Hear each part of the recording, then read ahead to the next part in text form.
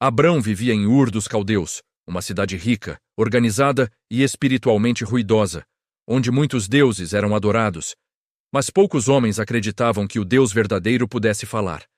Entre mercados, templos e astrologia, ele construíra uma vida estável: rebanhos, servos, respeito.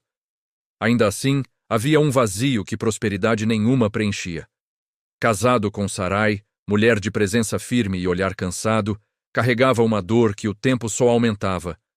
Ela não tinha filhos. Em um mundo onde descendência significava futuro, nome e continuidade, essa ausência era uma pergunta que não se calava.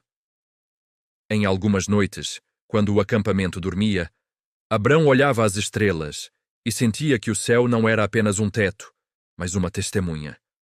Foi então que, sem espetáculo, sem trovões e sem plateia, uma voz o alcançou. Não era imaginação nem desejo. Era uma ordem com peso de eternidade. Sai da tua terra, da tua parentela e da casa de teu pai, e vai para a terra que eu te mostrarei. A voz prometia: farei de ti uma grande nação e em ti serão benditas as famílias da terra. O choque não veio apenas pelo convite a partir, mas pela ausência de detalhes. Deus não explicou o caminho, exigiu confiança. Abrão percebeu que, se obedecesse, perderia segurança.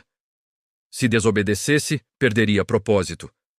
E no silêncio que se seguiu, ele tomou a decisão que separa homens comuns de homens chamados. Começou a desmontar as tendas e a preparar a partida. Ele levou Sarai, levou Ló, reuniu bens, servos e animais. A cada passo para fora de Ur, uma parte do passado ficava para trás. No deserto, aprendeu que fé não é um salto cego, mas uma caminhada longa, em que o chão só aparece depois do passo. Chegaram a Canaã e, ainda assim, nada parecia confirmar a grandeza da promessa. A terra já era habitada, e Abrão armou tenda como estrangeiro, não como dono. Foi ali que ele levantou um altar. Não porque tivesse recebido, mas porque escolheu confiar.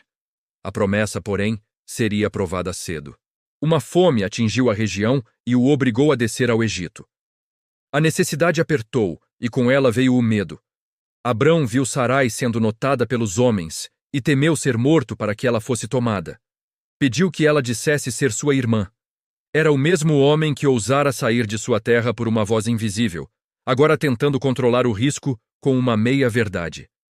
Mesmo assim, Deus protegeu Sarai, e Abrão saiu do Egito com vida, trazendo consigo uma lição amarga.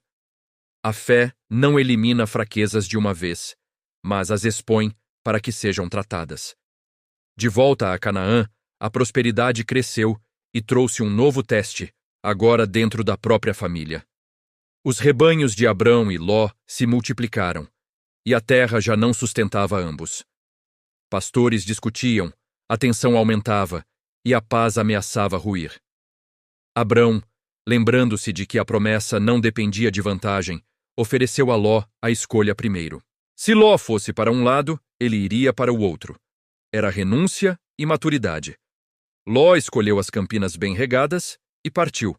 Abrão permaneceu nas colinas, com menos conforto, mas com o coração mais firme. E então a voz voltou, reafirmando que aquela terra seria dada à sua descendência. A promessa se ampliava, mas a realidade ainda doía. Abrão continuava sem herdeiro. Como seria pai de uma nação se sua tenda não tinha sequer um filho? Algum tempo depois, guerras entre reis atingiram a região, e Ló foi levado como prisioneiro. Abrão poderia dizer que não era mais sua responsabilidade, mas decidiu agir. Reuniu seus homens, perseguiu os invasores e resgatou o sobrinho. Ao retornar, encontrou Melquisedeque, sacerdote do Deus Altíssimo, que o abençoou e lhe trouxe pão e vinho. Abrão reconheceu que a vitória não vinha de sua força e entregou o dízimo. Quando o rei de Sodoma ofereceu recompensas, Abrão recusou, como quem entende que depender de favores humanos enfraquece a confiança na promessa. Mas quando o silêncio voltou, a pergunta antiga reapareceu. Em visão, Deus lhe disse para não temer e prometeu recompensa. Abrão abriu o coração. Que me darás, se continuo sem filhos? Deus então o levou a olhar o céu e contar as estrelas, dizendo que assim seria sua descendência. Aquele momento não foi poesia. foi confronto.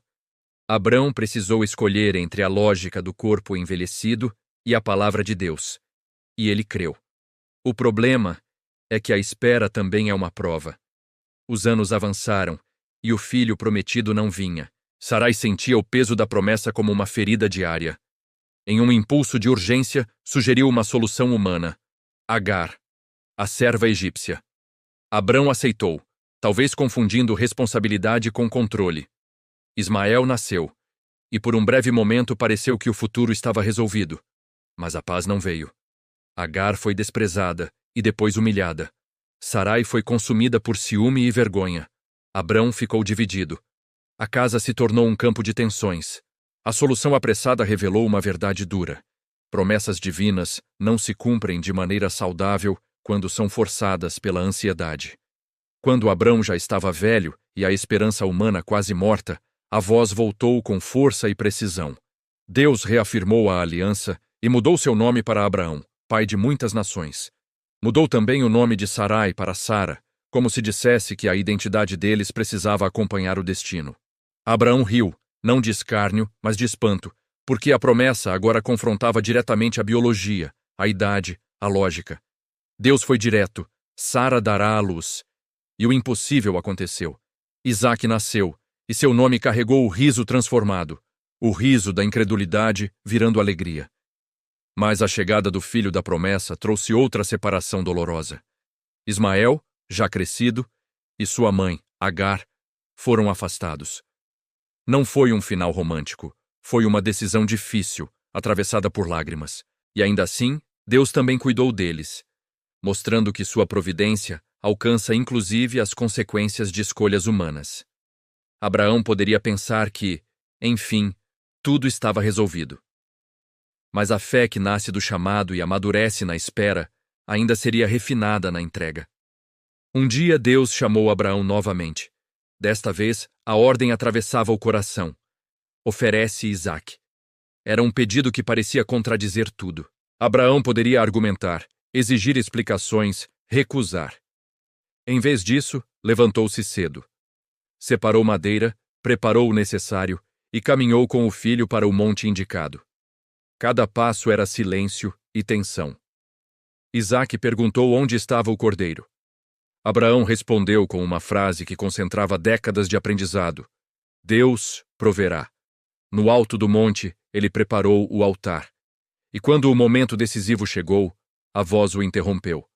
Um cordeiro apareceu preso pelos chifres. Isaque foi poupado. Abraão entendeu que Deus não buscava o fim da promessa, mas o coração que confia na promessa acima do presente. Aquele dia selou sua história. Ele havia aprendido a ouvir, a sair, a esperar, a renunciar e a entregar. Abraão desceu com Isaque vivo, mas com algo dentro dele definitivamente transformado. Voltou para tendas e rotinas, mas carregaria a marca de quem ouviu a voz, suportou o silêncio, enfrentou a própria pressa e, por fim, entregou o que mais amava sem perder a esperança. Viveu anos suficientes para ver Isaque crescer, para enterrar Sara com lágrimas reais, para comprar um pedaço de terra na promessa ainda não completa. Abraão não viu nações inteiras se levantarem diante de seus olhos, mas morreu em paz porque entendeu que fé não é possuir o futuro. É confiar no Deus que conduz o futuro. E se há uma lição que permanece, é que o chamado de Deus raramente vem com conforto, mas sempre vem com sentido. Ele não prometeu a Abraão ausência de medo, prometeu presença. Não prometeu atalhos, prometeu direção. Por isso, quando a vida parece exigir um passo no escuro, a história de Abraão lembra que a voz que chama também sustenta, mesmo quando o caminho demora.